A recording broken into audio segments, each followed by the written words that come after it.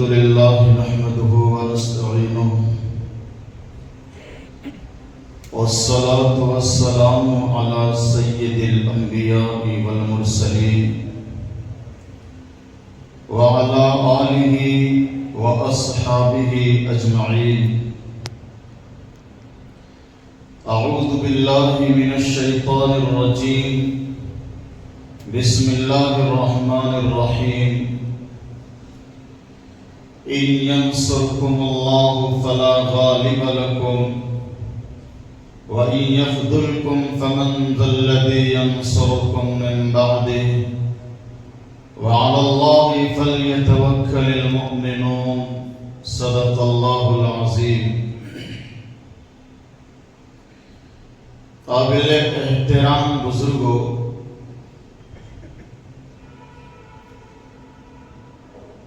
آج پورے عالم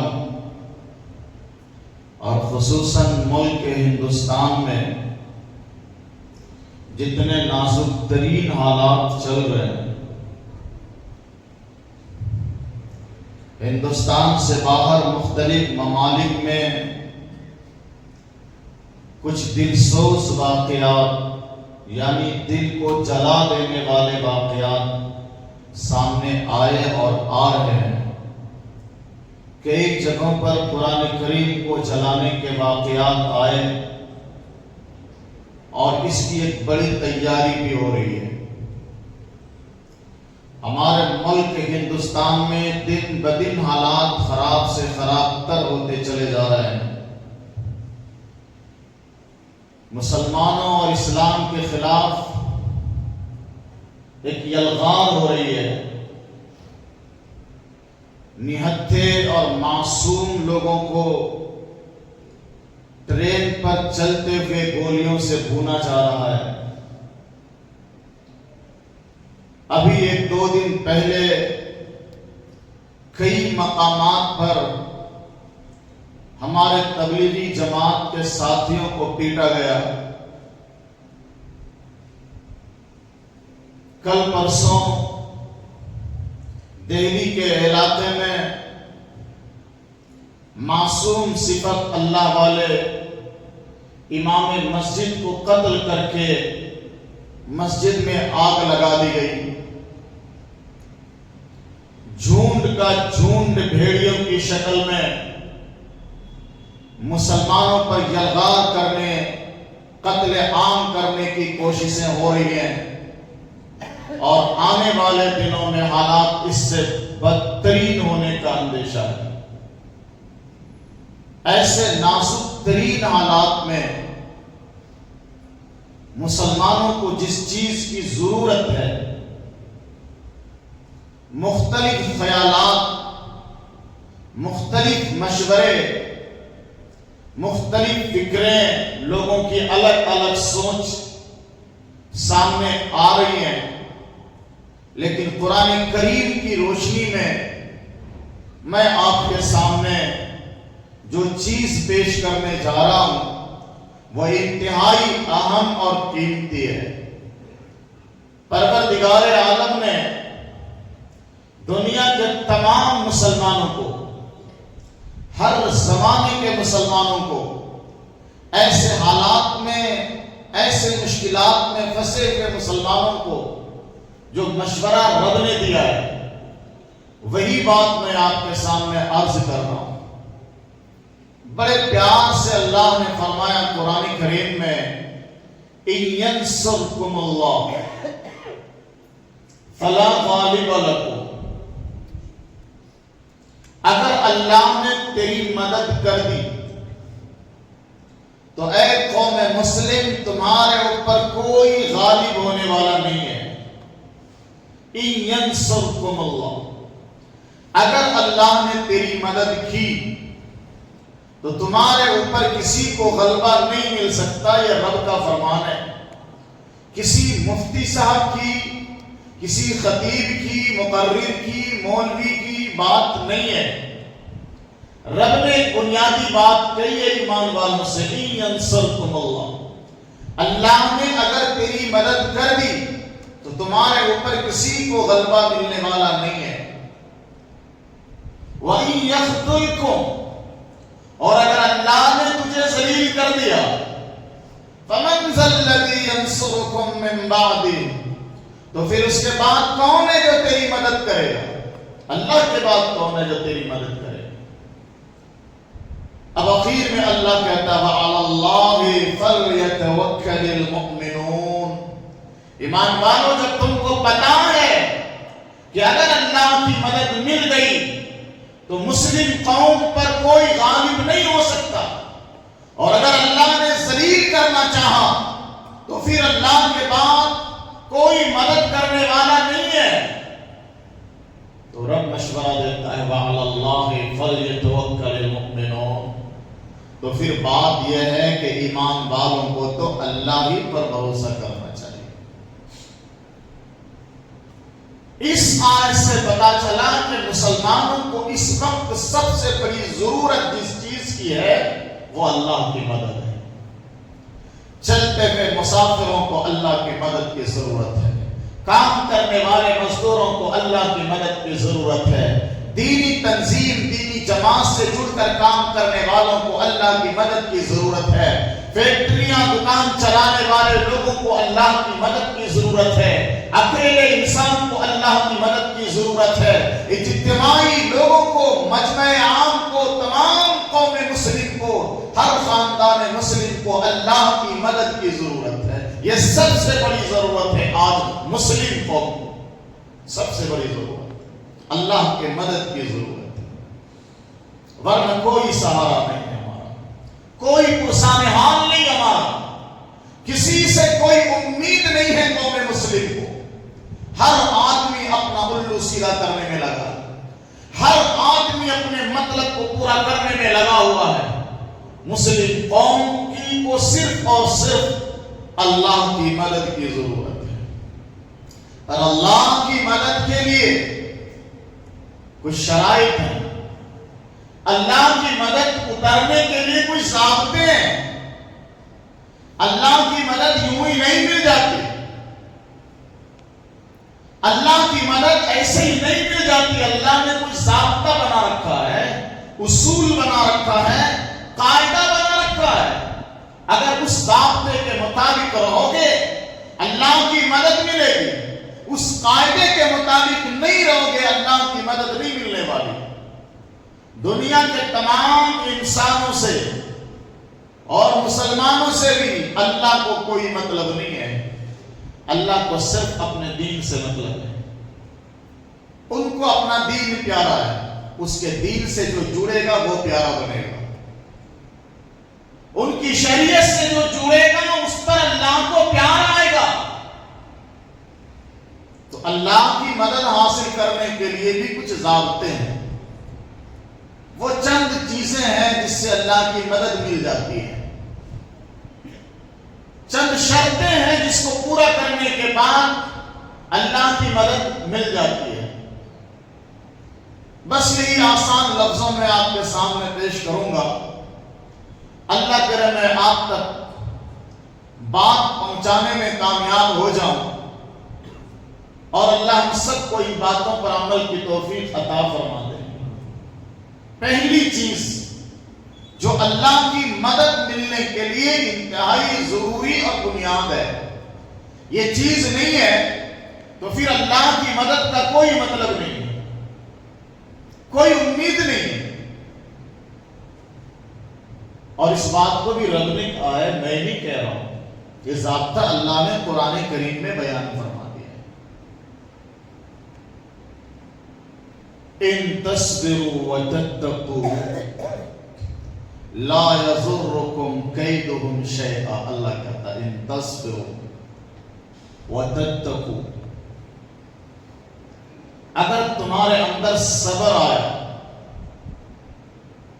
اور یہ ایمان کا حصہ ہے، وتتقوا ایمان کا حصہ ہے، ایمان اور اعمال پختہ کرو، قوم مسلم کے لیے سب سے بڑی شرط ہے، ایمان اور اعمال کی مضبوطی پیدا کرو۔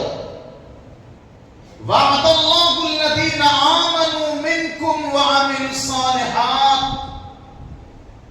اللہ نے تمہارے میں سے ایمان لانے والوں سے، نیک عمل کرنے والوں سے ایک وعدہ فرمایا ہے۔ ایمان لانے والوں سے، نیک عمل کرنے والوں سے وعدہ فرمایا ہے۔ یستخلفنہم کما استخلف الذین من قبلہم، کہ اللہ ایسے لوگوں کو جنہوں نے اللہ پر ایمان لایا اور نیک عمل کیا، زمین میں اس کو خلیفہ بنائے گا، حاکم بنائے گا، جیسا اس سے پہلے لوگوں کو بنایا۔ پہلے جو قومیں تھی ایماندار قوم تھی، نیکیوں پر چلنے والی قوم تھی، تو اللہ نے انہیں زمین کی حکومت عطا کر دی۔ اور جب اس کے اندر ایمان کی گراوٹ آئی، اعمال میں بگاڑ پیدا ہوا، اخلاقی گراوٹ آ گئی، پروردگار عالم نے باہر پھینک دیا، ذلت و رسوائی کی زندگی عطا کر دی۔ سورہ بقرہ میں قوم یہود کی مکمل داستان موجود ہے۔ یہ قوم یہود جو ہے، جس کو بنی اسرائیل بھی کہا جاتا ہے، یہ یعقوب علیہ السلام کی اولاد ہے، پیغمبر کی اولاد ہے، یہ پیغمبر کی اولاد ہے، لیکن پروردگار عالم نے سورہ بقرہ میں تفصیل بیان کی ہے کہ یہ وہ قوم ہے جو ہے تو بنی اسرائیل، پیغمبر یعقوب علیہ السلام کی اولاد، لیکن ان کے ایمان میں بگاڑ آیا، اعمال میں گراوٹ آئی، اخلاق میں خرابی پیدا ہوئی، تو پروردگار عالم نے باہر نکال دیا، ذلیل کر کے چھوڑا۔ پہلی شرط اللہ نے لگائی، وعد اللہ الذین آمنوا منکم، تمہارے میں سے جو ایمان والے ہیں، تو ایمان سے مراد ایمان کامل ہے، مکمل ایمان ہونا چاہیے۔ وعملوا الصالحات، نیک عمل، یہ دو چیزیں ہیں جس کو مضبوط کرنے کے بعد اللہ کی مدد آتی ہے، اللہ کی مدد آتی ہے۔ یہ دو چیزیں نہیں ہیں اور پھر مسلمان اللہ کی مدد کا انتظار کر رہا ہے۔ مار کھاؤ گے، ذلت اٹھاؤ گے، پریشانیاں جھیلو گے، حالات میں مبتلا ہوگے۔ پوری دنیا کے حالات خراب ہیں میرے دوستو۔ جس جگہ کا مسلمان امن اور اطمینان سے ہے، وہ یہ سمجھ رہا ہے کہ دنیا میں کچھ نہیں ہو رہا ہے، سب ٹھیک چل رہا ہے۔ جس پر لاٹھی نہیں پڑی ہے، وہ یہ سمجھ رہا ہے کہ سب کچھ ٹھیک چل رہا ہے۔ جو گولیاں کھا رہے ہیں، جو بے قصور قتل ہو رہے ہیں، ان کے بچوں سے جا کر پوچھو، ان کے گھر والوں سے جا کے پوچھو، حالات کیا ہیں، مصیبت کیا چیز ہے، کتنے فتنے پھیل رہے ہیں، حالات کتنے خراب ہو رہے ہیں۔ ہمیں لاٹھیاں نہیں لگ رہی ہیں، ہمیں مار نہیں لگ رہی ہے، ہم سمجھ رہے ہیں سب کچھ ٹھیک ٹھاک ہے۔ اللہ کرے پوری دنیا کے مسلمان ٹھیک ٹھاک رہے، پوری دنیا میں امن رہے، پوری دنیا میں سکون رہے، یہ تو ہم چاہتے ہیں، دعا بھی کرتے ہیں۔ لیکن حالات جب خراب ہیں تو ہمیں اپنے ایمان کا محاسبہ کرنا پڑے، اعمال کا جائزہ لینا پڑے۔ ایک زمانہ تھا مسلمانوں کی رومیوں سے جنگ ہو رہی تھی،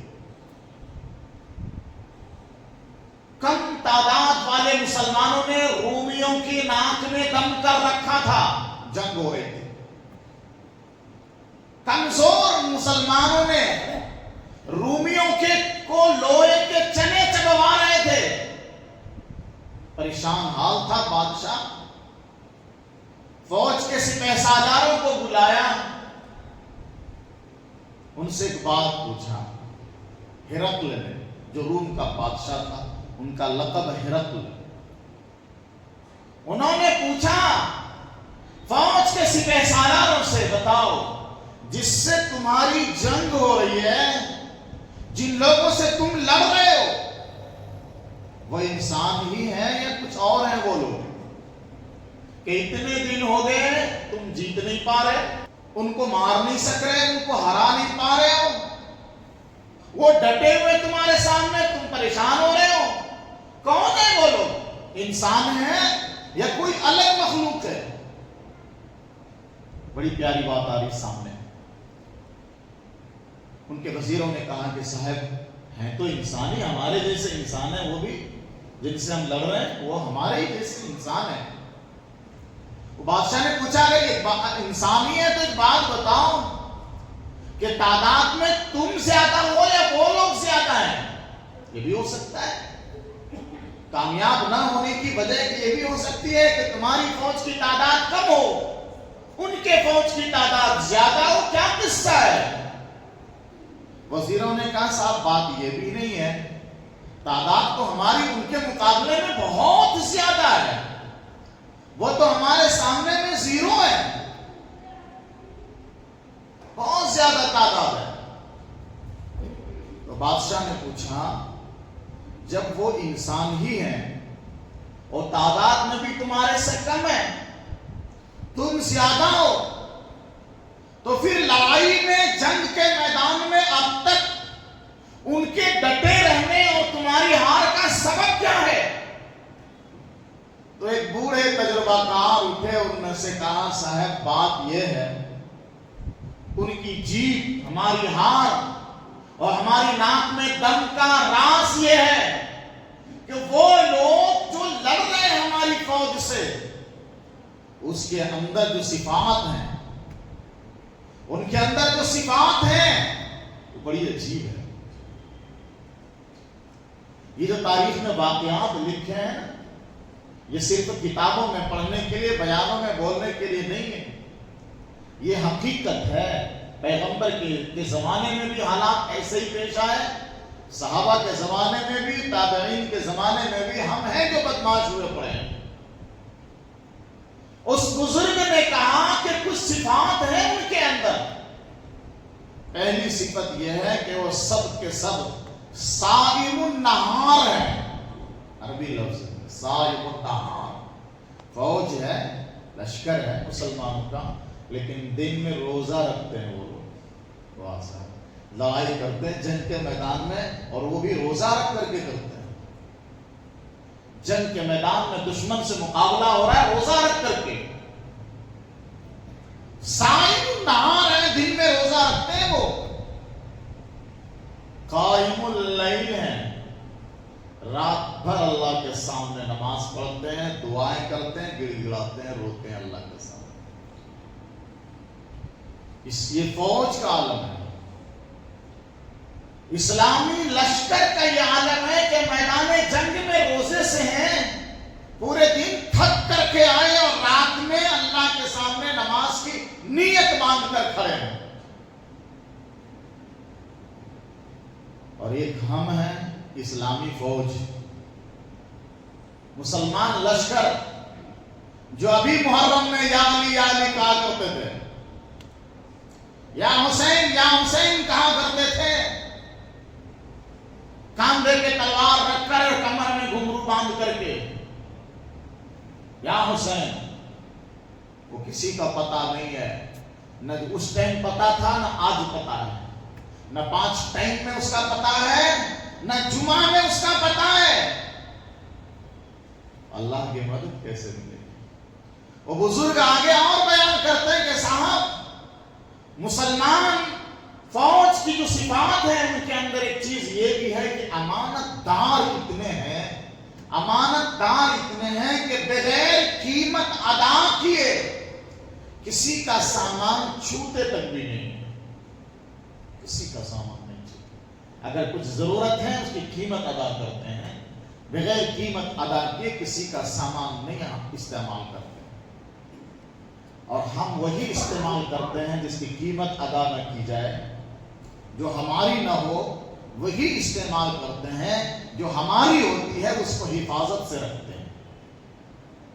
ہمارے پیسے حفاظت سے رکھے رہتے ہیں، دوستوں کے پیسے ہڑپ کر کے اسی کو مارکیٹ میں گھماتے پھراتے رہتے ہیں، اسی سے کام کرتے ہیں. ہمارے تو سیو رہتے ہیں، دوستوں کے، رشتہ داروں کے. ملنے جلنے والوں کے پارٹنر کے پہ ہم اسی سے کام چلا لیتے ہیں.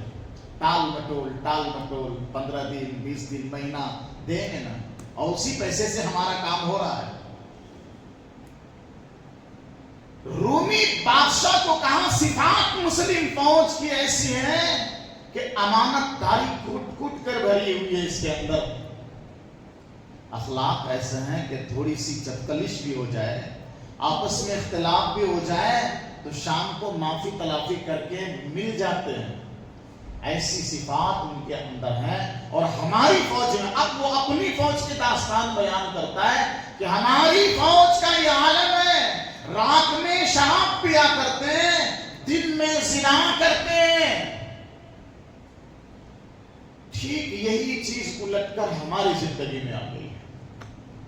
مسلم قوم رات میں شراب پی کر بیویوں کے پاس الٹی سیدھی گالیاں, گھر میں تہس نہس, چیخ پکار,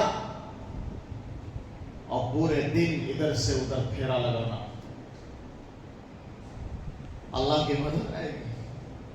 علماء نے فرمایا کہ 3 چیزیں ایسی ہیں جن کی وجہ سے اللہ کی مدد اٹھ گئی ہے. مسلمانوں کے سر سے اللہ کی مدد اٹھ گئی. اسلام کی اور مسلمانوں کی شان نہیں دکھ رہی ہے. پہلی چیز ایمان اور اخلاق کی گراوٹ. ایمان کی سطح بھی کم پڑ گئی, اخلاق بھی گر گیا, بد اخلاق ہو گئے, مدد اللہ کی اٹھ گئی. اور دوسری چیز دعوت دین سے غفلت نے ہمارا بیڑا غرق کر دیا. اتنے پیارے, اتنے اچھے پیغام الہی کو ہم اپنے تک بھی نہیں لائے, دوسروں تک بھی نہیں پہنچائے. اس غفلت سے اللہ کی مدد ہٹ گئی. تو جب ایمان اور اخلاق کی گراوٹ ہمارے اندر آ گئی, دعوت دین سے بالکل غافل, کوئی پرواہ نہیں ہے ہماری زندگی میں, دین ہے نہیں ہے کوئی مطلب نہیں. اور تیسری چیز تو اتنی خطرناک آئی ہے جو دین کی دعوت بھی اڑا دیتی ہے, ایمان اور اخلاق کو بھی ستیاناش کر دیتا ہے. وہ کیا ہے تیسری چیز جس سے اللہ کی مدد اٹھ گئی؟ وہ تیسری چیز ہے مسلمانوں کے دل میں دنیا کی محبت حلول کر گئی. دنیا کی محبت ایسی آئی, نہ حلال سے مطلب ہے, نہ حرام سے مطلب ہے, صرف اور صرف دنیا سے مطلب ہے, دنیا کی دولت سے مطلب ہے. چھوٹی بات ہے لیکن اس کی ستیاناسی, اس کی نحوست, اس کی برائی, اس کی خطرناکی اتنی عام ہو رہی ہے آپ اندازہ نہیں کر سکتے. سروے کرو, پورے ہندوستان میں ایک ایسی چیز نے جڑ پکڑا ہے, ایک ایسی چیز مضبوط ہوئی ہے پورے ہندوستان میں, کسی کو اس کی اصلاح کی فکر بھی نہیں ہے, اور گھر والوں کو تو کوئی مطلب ہی نہیں ہے, بلکہ وہ لالچی کتے بن گئے. کیا ہے وہ جو مضبوط ہو گئی ہمارے سماج میں, اور اس کو ہم برا بھی نہیں سمجھ رہے ہیں, گندی چیز کو گندا نہیں سمجھ رہے ہیں. کپڑا اس وقت دھویا جاتا ہے جب انسان کو احساس ہو کہ ہمارے کپڑے میں گندگی لگی ہے. نہایا اس وقت جاتا ہے جب انسان کو احساس ہو کہ میں ناپاکی کی حالت میں ہوں, اور جب انسان کو احساس ہی نہیں ہوگا کہ ہمارے کپڑے پر جو یہ لگا ہے یہ پاخانہ ہے یا سوجی کا حلوہ ہے, وہ پتہ ہی نہیں, احساس ہی نہیں ہے, تو کپڑا کیوں دھوئے گا؟ کپڑا گیلا پڑا ہے اور اس کو مطلب نہیں ہے کہ اس پر بلی نے پیشاب کیا ہے, بچے نے پیشاب کیا ہے, یا میرے گلاس سے پانی گر گیا ہے, اس کو مطلب ہی نہیں ہے. پہنا ہوا گیلا ہے تو وہ کیوں دھوئے گا؟ ایسی وہ جو ناپاک اور گندی چیز ہمارے گھروں میں آ رہی ہے, ہمیں اس کی گندگی کا احساس ہی نہیں ہوا ہے. ہر گھر میں تقریباً اللہ ماشاءاللہ جس کو اللہ نے بچا کے رکھا ہے, اللہ سارے مسلمانوں کی حفاظت فرمائے. سنگا کے نام پر عورت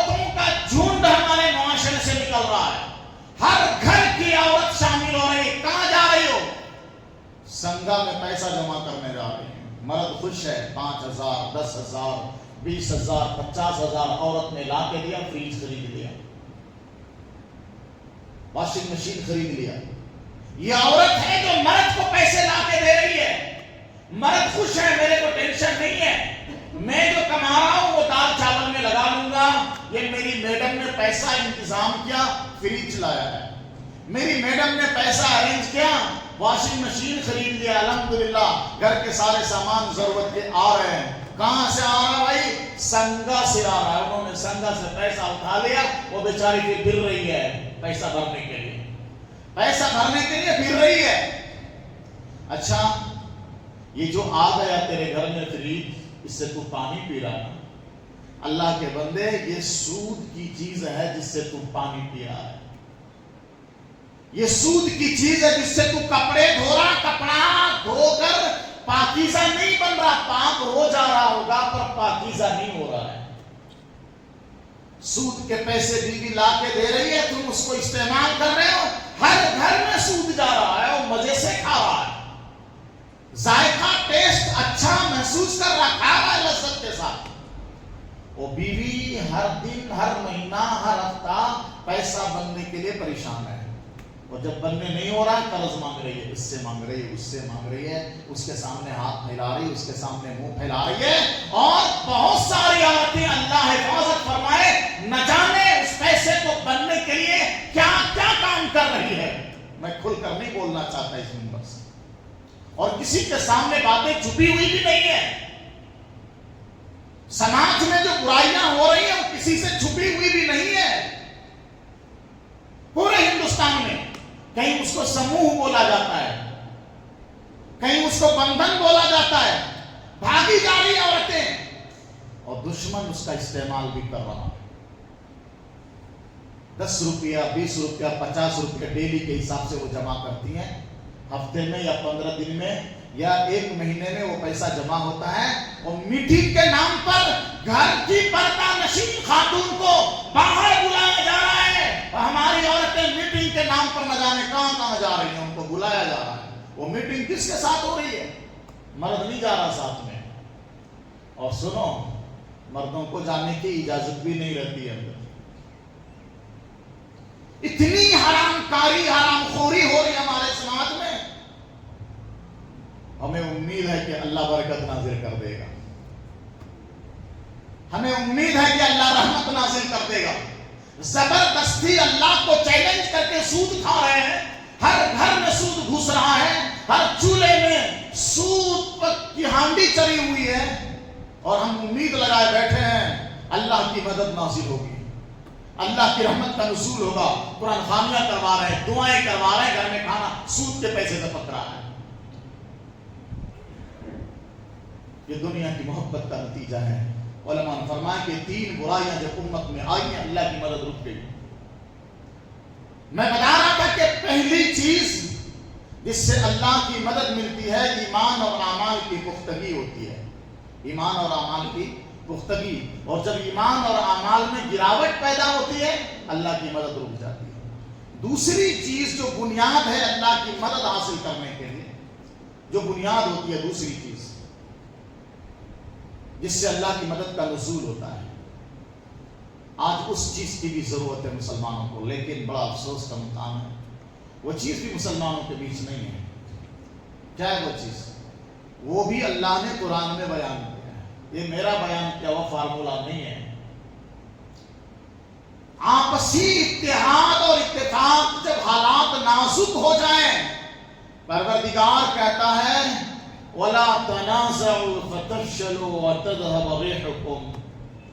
مسلمانوں جھگڑو نہ آپس میں، کمزور ہو جاؤ گے. یہ رب کہتا ہے وَلَا تَنَازَعُوا، نہ جھگڑو مسلمانوں آپس میں، فَتَفْشَلُوا، کمزور ہو جاؤ گے، تَذْهَبَ رِيحُكُمْ، تیری ہوا اکھڑ جائے گی، پاؤں نہیں جمیں گے تیرے، حالات خراب ہوں گے. ملو آپس میں، اتحاد رکھو.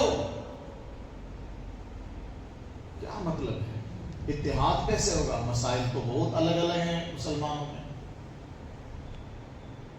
پر رب کہتا ہے نہ جھگڑو آپس میں، ملو.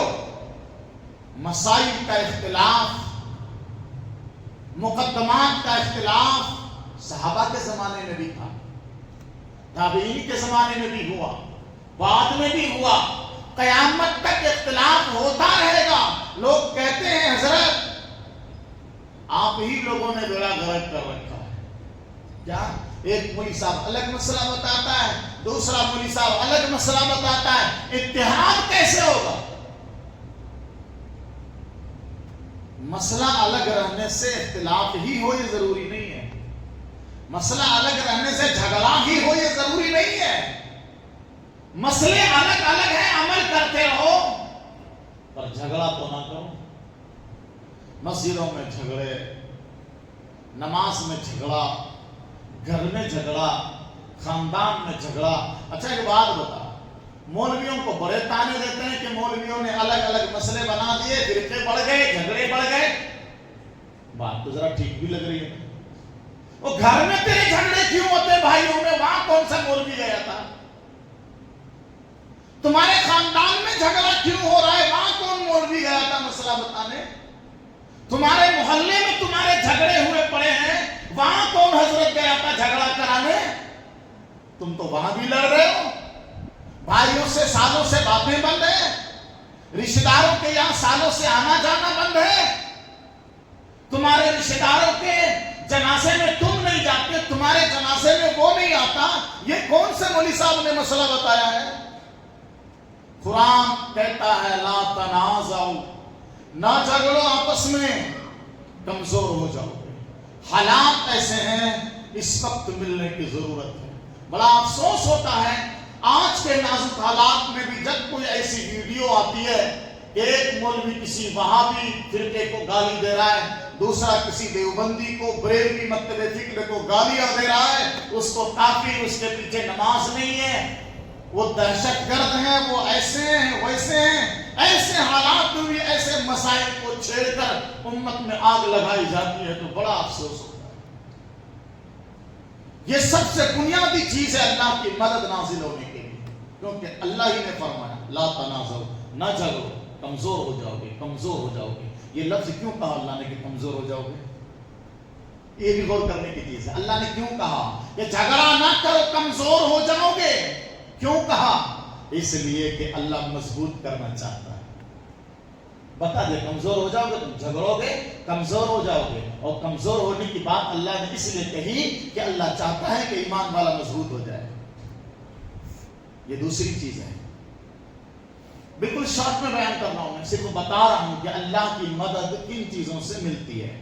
تو پہلی چیز ایمان اور اعمال کی مضبوطی، دوسری چیز آپس کا اتحاد اور اتفاق، اور تیسری ایک بڑی چیز ہے جس سے اللہ کی مدد اتر جاتی ہے، جس سے اللہ مدد کرتا اپنے بندوں کو۔ وہ کیا ہے؟ وہ بھی اللہ نے بڑے پیارے انداز میں قرآن میں کہا ہے، صرف میں ترجمہ سنا رہا ہوں آپ لوگوں کو۔ اللہ کہتا ہے إِن يَنْصُرْكُمْ فَلَا غَالِبَ لَكُمْ إِن يَنْصُرْكُمُ اللَّهُ۔ یہ تو خطبے میں نے پڑھا يَنْصُرْكُمُ اللَّهُ، اگر تم اللہ کی مدد کرو گے۔ اللہ کی مدد ہم کر سکتے کیا ہے طاقت کسی کے اندر اللہ کی مدد کرنے کی؟ مراد کیا ہے؟ إِن يَنْصُرْكُمُ اللَّهُ، یعنی اگر تم اللہ کے دین کی مدد کرو گے، دین کی مدد۔ إِن تَنْصُرُوا اللَّهَ، اگر تم اللہ کے دین کی مدد کرو گے، ینصرکم اللہ، اللہ تیری مدد کرے گا۔ مدد کی بات کر دی نا اللہ نے، ان ینصرکم اللہ، ان تنصروا اللہ، اگر تم اللہ کے دین کی مدد کرو گے، ینصرکم اللہ، اللہ تیری مدد کرے گا۔ وَيُثَبِّتْ أَقْدَامَكُمْ، تیرے پاؤں کو جما دے گا، ہلا نہیں پائے گا کوئی، دنیا کی کوئی طاقت تمہیں نہیں ہلا پائے گی۔ لیکن شرط کیا ہے؟ تنصروا اللہ، اللہ کے دین کی مدد کرو، اللہ کے دین کی مدد کرو۔ اللہ کے دین کی مدد کیسے ہوتی ہے یہ بھی تو سمجھنا ضروری ہے۔ اللہ کے دین کی مدد کیسے ہوتی ہے؟ ہر اس کام میں ہاتھ بٹا دو، ہر اس کام میں ہاتھ بٹا دو جس کام سے دین پھیل رہا ہو، یہ اللہ کے دین کی مدد ہے۔ ہر اس کام میں ساتھ دے دو جس سے اللہ کے احکام پھیل رہے ہوں، اللہ کا دین پھیل رہا ہو، اللہ کی شریعت پھیل رہی ہو، اللہ کی کتاب پھیل رہی ہو، اس کام میں مدد کر دو، اس کام میں ہاتھ بڑھا دو، اس کام میں ساتھ دے دو. یہ اللہ کے دین کی مدد ہے. مسلمانوں یہ کام کرو گے نا تو اللہ کہتا ہے، نہیں قاسمی نہیں کہتا، اللہ کہتا ہے ینصرکم اللہ، اللہ تیری مدد کرے گا. مدد کی بات اللہ نے کہی ہے، وعدہ اللہ نے کیا ہے، وہ ضرور پورا کرے گا. بات سمجھ میں آ رہی ہے؟ یہ چیز بنیاد ہے اللہ کی مدد حاصل کرنے کے لیے، شرط ہے اللہ کی مدد حاصل کرنے کے لیے دین کی مدد کرو. اور اب تو دینی تنظیمیں، دینی مراکز، دین کے اڈے، ان ساری چیزوں کو کھاؤ پھینکنے کی تیاری. اور اے مسلمانوں فکر مند ہو جاؤ، خدا کے واسطے غفلت میں نہ رہو. دین کے اڈوں کو، دین کے مراکز کو، دین کی مسجدوں کو، دین کے مدرسوں کو، دین کے مکاتب کو، دین کی جماعتوں کو، دین کی تنظیموں کو اپنی جان سے زیادہ، اپنے مال سے زیادہ، اپنی اولاد سے زیادہ ان کی مدد کرو. بھوکے رہ جاؤ ایک ٹائم، لیکن دینی مرکز کو بھوکا نہ رہنے دو، دین کی تنظیم کو بھوکا نہ رہنے دو، دین کے اڈوں کو تو کوئی تکلیف نہ آنے دو. اپنے سے زیادہ ان کا خیال رکھو.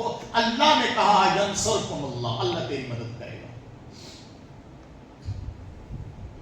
ایک بات میں اخیر میں سنا کے جا رہا ہوں.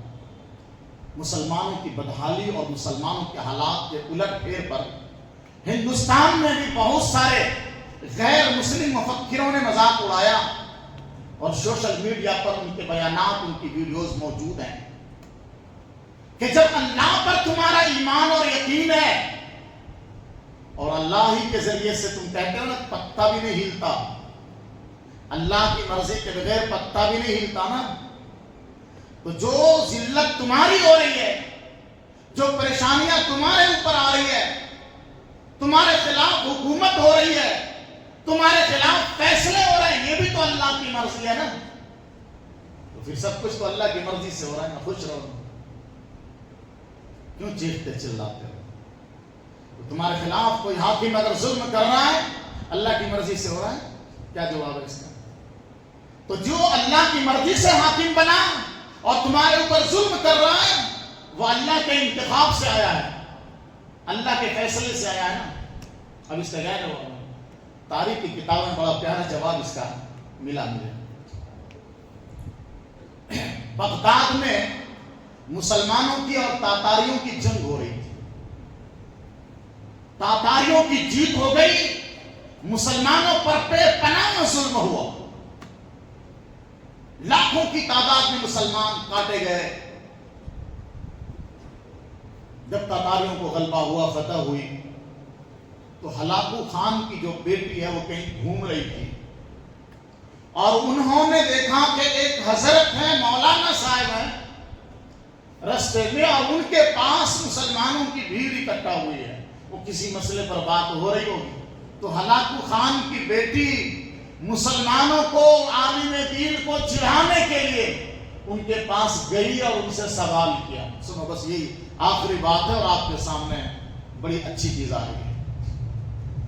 ہلاکو خان کی بیٹی نے سوال کیا، مولانا صاحب کیا آپ اللہ پر ایمان اور یقین نہیں رکھتے؟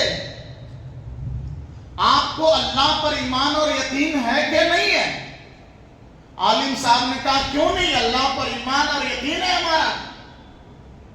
انہوں نے دوسرا سوال کیا، کہا عالم صاحب کیا آپ اس بات پر ایمان اور یقین رکھتے ہیں کہ اللہ جس کو چاہتا ہے غالب کر دیتا ہے اور جس کو چاہتا ہے مغلوب کر دیتا ہے؟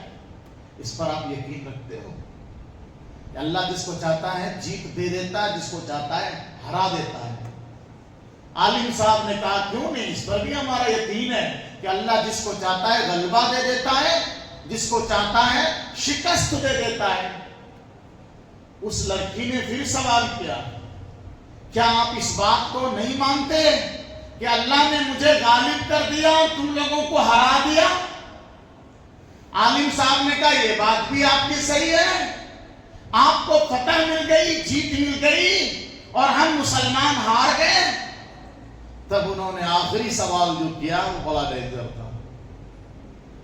انہوں نے سوال کیا، عالم صاحب جب ہم کو اللہ نے غلبہ عطا کر دیا اور آپ لوگوں کو اللہ نے ہرا دیا، شکست کر دیا، حکومت آپ لوگوں کی ختم ہو گئی، تو کیا یہ اس بات کی نشانی نہیں ہے کہ اللہ ہم لوگوں کو چاہتا ہے اور آپ کو نہیں چاہتا ہے؟ اللہ ہمیں چاہ رہا ہے، آپ کو نہیں چاہ رہا ہے، یہ اس بات کی نشانی ہے۔ جبھی تو ہم کو اللہ نے حکومت عطا کی، تو اللہ کے چہیتے ہم لوگ ہو گئے نا، اللہ ہم لوگوں سے پیار کرتا ہے۔ اس عالم صاحب نے جو جواب دیا وہ بڑا پیارا، کہا نہیں، یہاں پر میں ہاں نہیں بول رہا ہوں، آپ یہاں سچ نہیں ہو، آپ کی بات سچ نہیں ہے۔ کہا کیوں، کیسے؟ عالم صاحب نے کہا کہ آپ نے دیکھا ہوگا بکریوں کا چرواہا بکریوں کے ریوڑ کے پیچھے کتے دوڑاتا ہے، جب دیکھتا ہے کہ بکری کوئی ریوڑ سے نکل کر دور جا رہی ہے اور وہ چرواہا کے بلانے سے بھی واپس نہیں آ رہی ہے، تب چرواہا ان بکریوں کے پیچھے کتا بھیجتا ہے اور وہ کتے کے ذریعے سے بکری کو واپس لاتا ہے۔ ایسے ہی مسلمان جب احکام الہی کے ریوڑ سے، دین الہی کے ریوڑ سے، ایمان کے ریوڑ سے باہر جاتا ہے اور بلانے سے بھی واپس نہیں آتا ہے، تب اللہ کسی کتے کو بھیجتا ہے اور وہ کتا اس کو کھدیڑ کر واپس کرتا ہے، پھر وہ مسلمان واپس آتا ہے۔ تو جو مسلمانوں اور اسلام کے خلاف ظالم حکمراں بنتا ہے وہ اللہ کا محبوب نہیں ہو سکتا۔ وہ اللہ نے ایسا انتظام کیا ہے کہ وہ کتے کی طرح ان بکریوں کو پھرائے گا، وہ بکریاں ڈر سے واپس آئیں گی۔ ظالم حکمران ایسے مسلمان پر جب مسلط ہوتا ہے، مسلمانوں پر ظلم ہوتا ہے، پھر جب مسلمان اللہ کی طرف رجوع ہوتا ہے تو پھر اللہ کی مدد نازل ہوتی ہے، فیصلہ پھر بھی مسلمان کے حق میں ہوتا ہے۔ لوٹو تو صحیح اللہ کی طرف، اللہ کی طرف رجوع تو کرو، پلٹو اللہ کی طرف۔ اللہ تعالیٰ ہم سب کو اپنے دربار میں بلا لے، اپنے گھر میں بلائے، اپنے سے جوڑے، اپنی مرضی پر چلائے، تمام گناہوں سے، تمام نامرضیات سے اللہ ہم سب کی حفاظت فرمائے۔